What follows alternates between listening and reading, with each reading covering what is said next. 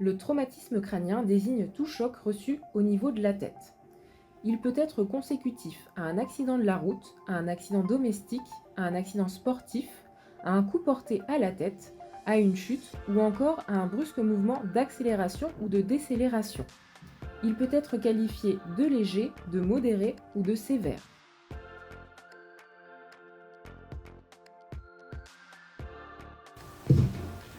Vous venez d'être victime d'un traumatisme crânien et vous êtes sortant de l'hôpital. Je vais vous donner quelques surveillances à réaliser au domicile.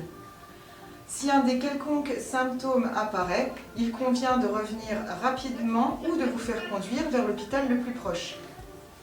Une perte de connaissance ou une baisse de la vigilance, c'est-à-dire une difficulté à garder vos yeux ouverts. Des maux de tête de plus en plus importants et résistants au traitement contre la douleur. Un état confusionnel, des désorientations ou faire des choses de façon incohérente. Un état de somnolence, vous vous sentez très fatigué. Des troubles de la compréhension ou de la parole, de l'équilibre ou de la marche. Si vous sentez aussi une faiblesse dans un ou plusieurs de vos membres ou des problèmes de vision. Si vous avez aussi des sensations de nausée ou des vomissements.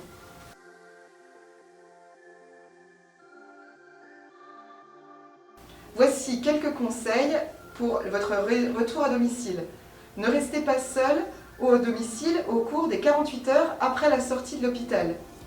La première nuit, un de vos proches doit vous réveiller toutes les 2 heures, s'assurer que tout va bien. Vous soyez capable de donner votre nom, de savoir l'endroit où vous êtes et quel jour on est.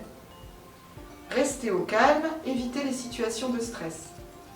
Ne prenez pas d'alcool, ni de médicaments, ni de somnifères, tranquillisants, sédatifs, sans avis médical. Ne pratiquez pas de sport de contact de type rugby, foot, boxe pendant au moins 3 semaines sans en avoir reparlé avec un médecin. Ne prévoyez pas de signer de documents importants. Enfin, ne conduisez pas, que ce soit une voiture, des engins à 2 roues, tant que la récupération n'est pas complète.